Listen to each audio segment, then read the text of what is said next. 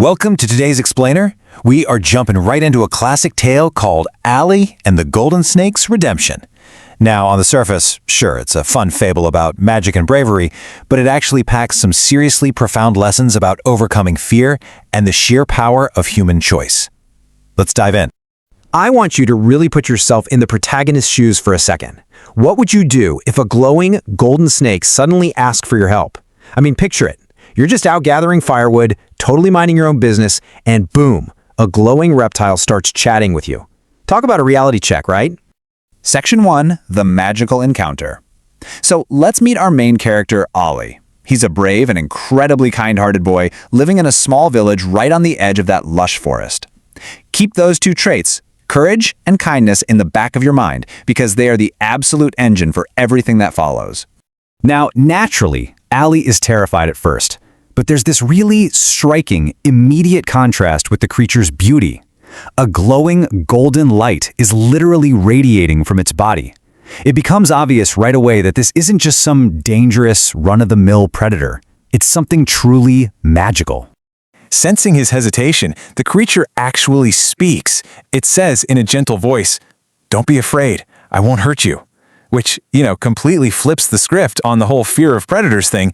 It instantly establishes this incredible baseline of trust in a totally impossible situation.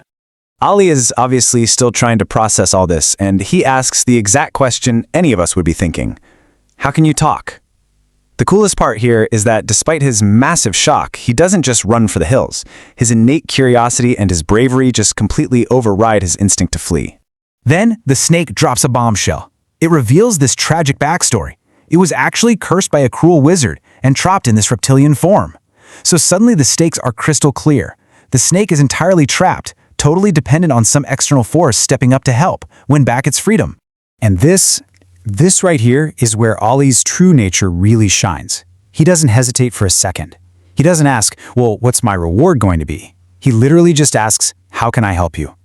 I mean, that is the absolute definition of kindness in action. So, the snake lays out the game plan, and it's highly specific. Ali has to travel to a distant mountain peak, track down a very rare blue flower, and bring it back safely to break the curse. The parameters of the quest are officially set. Which brings us to our next section, Ali's dangerous journey. And guys, he doesn't waste a single moment. No going home to pack or second-guessing his choices. He just fully commits to his promise and hits the road. Let me tell you, this was no casual Sunday hike. His path was brutal. First, he has to battle his way across a raging, fast-flowing river. Then he's navigating through pitch-black caves. And if that wasn't enough, he literally has to stare down dangerous wild animals. But he pushes through every single one of those life-threatening barriers until he finally reaches the peak and grabs that rare blue flower. Moving into the final act here, the golden spell broken. Ali has successfully brought the flower back to the forest, but now it's the moment of truth. Will the cure actually work? The very second Ali places that blue flower in front of the snake, boom, the magic activates. A blinding bright light suddenly erupts everywhere. It completely mirrors that initial golden glow from their first encounter, but magnified on a massive, massive scale. And when the light finally fades, the spell is broken. The cursed serpent is completely gone, and standing right there in its place is a handsome, regal, and kind prince. The cruel wizard's magic has been totally undone. The newly freed prince looks right at his savior and says, "Ali, your courage and kindness have set me free. I will always be grateful to you." The prince knows exactly what's up. It wasn't just some magic plant that saved him. It was the incredible, selfless character of this young boy who risked his own life to get it. And Ali's selflessness pays off in a huge way. The prince showers him with valuable gifts, but it goes way beyond that. He actually helps the entire village prosper. So Ali's one single act of bravery creates this massive positive ripple effect, completely transforming his community and making him famous far and wide. Boiling it all down, the core takeaways from this fable are undeniable. Kindness, courage, and helping others. These are the virtues that ultimately lead to success. Think about it. Without courage, Ali runs away. Without kindness, he ignores the quest entirely. Those exact traits were his direct roadmap to victory.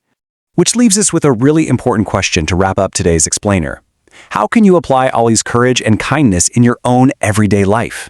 Look, we're probably not going to stumble across any golden snakes or evil wizards anytime soon, but we all face moments where we can choose to be brave, step outside our comfort zones, and help the people around us. So, what is your rare blue flower going to be today? Keep that in mind. Thanks so much for joining me, and I'll see you next time.